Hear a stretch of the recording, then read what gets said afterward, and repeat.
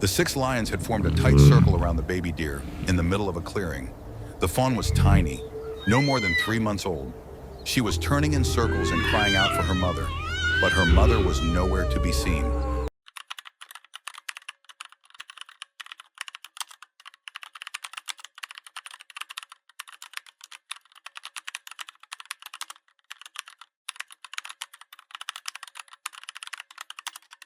The lead male with the scarred face lunged forward. His jaws snapped at the fawn's leg. The baby deer jumped back. She bumped into another lion. This one immediately grabbed her tail with its teeth. I hit the gas pedal hard. My Jeep shot through the brush. The roof knocked branches aside. The clearing was just ahead. I saw a third lion charging from the side. It was aiming for the fawn's leg. A classic hunting move. Pin down the prey, then tear it apart. My Jeep burst into the clearing. I grabbed my rifle. I fired a shot into the air. The sound echoed across the savanna. The lions jerked in surprise but didn't run. They stopped about 20 yards away. They began to growl at each other. I jumped out of the Jeep. I took a flare gun. I fired it right at the lead male's feet. The flame burst into red fire with a deafening bang. Finally, the pride backed down. The leader let out a commanding roar. The lions turned and disappeared into the tall grass. But I knew they wouldn't go far. The baby deer stood in the middle of the clearing. Her whole body was shaking. Blood dripped from her bitten tail, but the wound wasn't deep, more like a scratch. I moved forward slowly. I tried not to startle her. The fawn suddenly took a few steps toward me. She pressed her nose against my leg. She made a pitiful sound. The little deer was completely alone. No mother, no herd. Deer never abandon their young. But this fawn seemed to have been swept away, separated from her herd. Now she was alone in the middle of the savanna. Leaving her here would be a death sentence. The lions would return within a minute of me leaving. I pulled out my radio. "Base, this is Maria. I found a lone fawn in the eastern sector. No sign of the herd. I'm going to track them down. I'll check back in. I needed to find her family, and fast." I looked around for signs, deep hoof prints, broken branches, droppings. About 50 yards away, I found tracks in the dirt. Adult deer had passed through here. Recently. The grass hadn't straightened yet. The trail led northwest, toward the hills. I started forward. The fawn immediately ran after me. She tried to keep up with every step. Her little legs could barely match my pace, but she stubbornly stayed close, clearly afraid to be alone again. We followed the tracks. I kept seeing new signs. Acacia branches nibbled at my height. Fresh droppings not yet scattered by beetles. The herd had come through here less than an hour ago. 20 minutes later, we reached a dry riverbed. I stopped. A herd of buffalo was grazing on the other side, about 30 of them. Several large bulls stood guard around them. They noticed us right away. The nearest bull raised his head. He stared at us. His horns were massive, curved, sharp tips that could pierce even rhino hide. Cape buffalo are among Africa's most dangerous animals. They kill more people than lions do. And now we were standing right in the path that led through their territory. The bull snorted. He took a few steps toward us. He lowered his head. The fawn pressed against my leg. She whimpered softly. I knew the rules. Don't run. Don't make eye contact. Don't move suddenly. I placed my hand on the fawn's head. I began to move left, one step at a time. The bull suddenly stamped and charged forward. The fawn jerked and tried to run. I grabbed her ear. I held her in place. I kept walking at a steady pace. My heart was pounding, but I didn't speed up. Another bull joined in. Both were watching us with serious looks. We circled around the herd for about 10 minutes, taking a long path through the dry grass. The buffalo gradually lost interest in us. They went back to their usual grazing. When we finally reached the other side of the riverbed, I breathed a sigh of relief. The deer tracks continued forward, heading toward a cluster of baobab trees on the hillside. Half an hour later, I heard what I'd been waiting for. The sound of deer somewhere behind the trees. I walked faster. The fawn called out and ran ahead. A herd appeared from behind the baobab trees, 8 adult does and a few young deer. The fawn ran toward them with a joyful cry. But something was wrong. The nearest doe turned toward her. She put her ears up. She made a warning sound. The fawn stopped right where she was. A second doe stamped her feet. A third one backed away quickly. They wouldn't accept her. That meant this was a strange herd. Deer recognized their own by smell. This fawn smelled like a stranger. I ran forward and grabbed the baby deer. I pulled her back. One of the does suddenly charged at us. She came so close I felt the wind from her movement. I backed away. I held the trembling fawn until we were at a safe distance. The baby deer whimpered pitifully. She didn't understand why she'd been rejected. I realized then, we had followed the wrong trail this whole time. Somewhere out there in the vast savanna was her real mother. We had to start over. We went back to where the trail split. Then I saw them, 3 lions sitting on a distant hill, watching us. The same pride. I recognized the leader with the scarred face. They had been following us the whole time, waiting for the right moment. Every minute could cost us our lives. I turned back to the fork in the trail. This time I followed the second path, a fainter one, almost impossible to notice. The size of the hoof prints showed clearly. This faint trail belonged to a single doe. She was traveling alone, without the herd. Strange. Does always travel together? The fawn suddenly stopped. She raised her nose. She began to sniff the air. Her ears stood up. She made a short, excited sound. Then she bolted forward so fast I could barely keep up. It seemed the fawn had caught her mother's scent. We ran into a clearing at the foot of the hills. I saw a lone acacia tree with a wide canopy. Lying under the tree was a doe, large, motionless. She wasn't moving. Not even her ears twitched. The fawn ran to her with a piercing cry. She began to nudge her mother's muzzle with her nose, pushing, trying to lift her up. The doe didn't respond at all. I ran over and placed my hand on her neck. I felt for a pulse. Her skin was warm, but I couldn't feel anything. Had we arrived too late? Then the doe slowly raised her head. She was still alive, but clearly in pain. Her eyes were clouded. Her breathing was heavy and rough.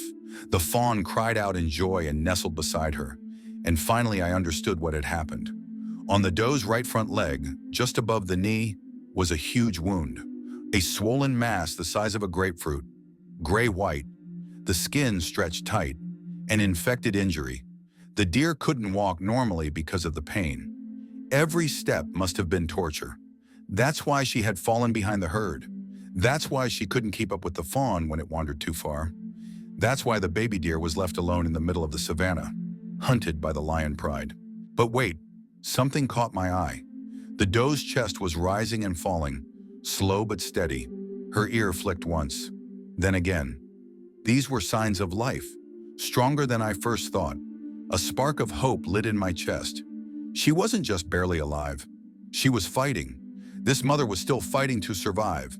I grabbed my radio. "Base, this is Maria. We need a vet team immediately. Sending coordinates now. Adult doe with severe infected leg wound. Critical condition. But she's responsive.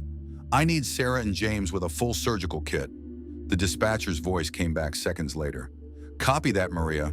We're sending a team. They'll be there right away." I sat down next to the deer and waited. The fawn nestled beside her mother. She grew calm and quiet. She felt at home again, being near her mother.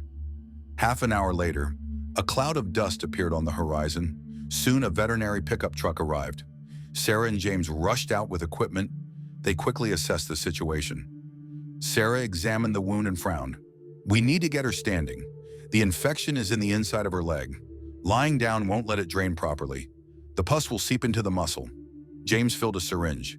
He injected the doe at the base of her ear. The skin there was thinner. The medicine would enter her blood faster. "A light sedative," he explained. "She'll stand up, but she won't feel pain or jerk around." After a few minutes, the doe began to rise, slowly, unsteadily. First, she folded her front legs under herself, then her back legs. Finally, she stood up. Her eyes were half closed. She swayed, but she stayed on her feet. Sarah moved closer with the instruments. "A serious infection, at least 2 weeks old. It's amazing she was even walking." She took a scalpel and made an incision. A stream of thick, yellow-gray pus poured from the wound. The fawn saw this and rushed toward her mother with a worried cry. She tried to push Sarah away with her nose. The baby deer thought her mother was being hurt. I grabbed her and pulled her aside. I held her. Easy now, little one. They're helping her. The fawn trembled, but gradually she calmed down. She just stood nearby. She never took her eyes off her mother. James washed the cavity with disinfectant. Sarah removed the dead tissue. The doe stood still. She only shifted from one leg to another occasionally. The surgery took nearly an hour. Sarah placed a drainage tube. James administered antibiotics and anti-inflammatory drugs. When they finished, Sarah turned to me. "She's going to make it, Maria. She'll be good as new within a month. You found her just in time. A few more days and the infection would have entered her bloodstream." The doe gradually came out of the sedation. Her eyes brightened. She looked around. She made a soft sound. The fawn immediately ran to her. She nuzzled her mother's face and pressed against her. The mother doe wrapped her neck around her baby. She held her tight. She carefully took a few steps. I saw the wound was already healing well. The pain was gone. She could walk again. She could protect her baby again. Over the next 2 weeks, I visited them every day, checking the bandage, changing the drainage tube, giving antibiotic shots.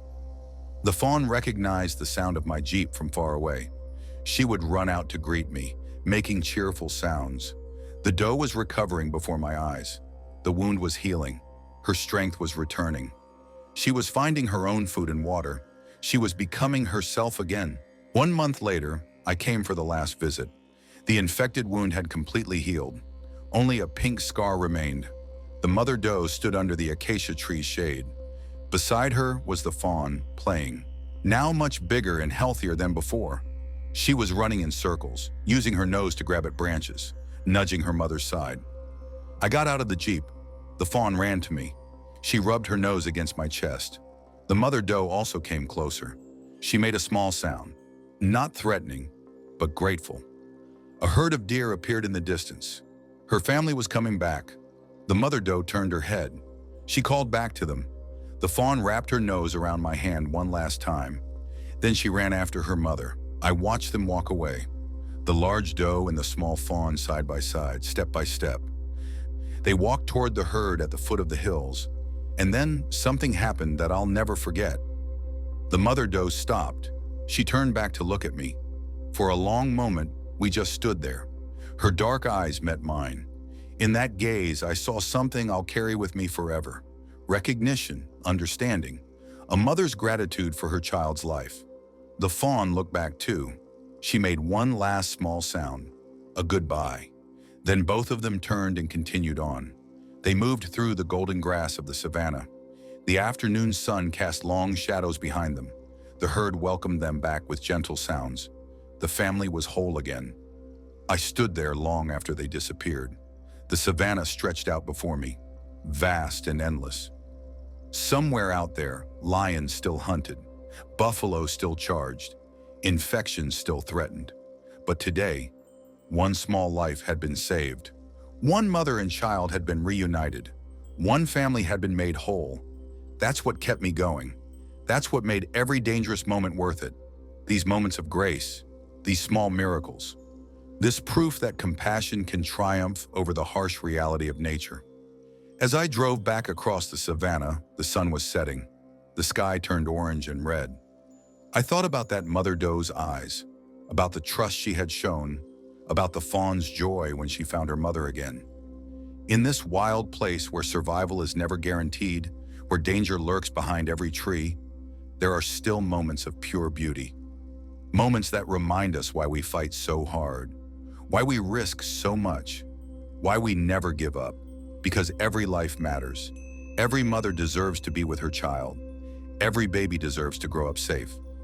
And sometimes, if we're lucky, we get to be the ones who make that happen. The Jeep rumbled over the dry earth. Behind me, the African savanna stretched out in all its dangerous, beautiful glory. And somewhere in that vastness, a mother and her baby were walking home together. Safe, whole, alive. That was enough. That was everything. If this story touched your heart, please leave a comment below sharing your thoughts. And don't forget to explore more heartwarming stories on our channel. Each one is a lesson about courage, love, and hope in the wild world.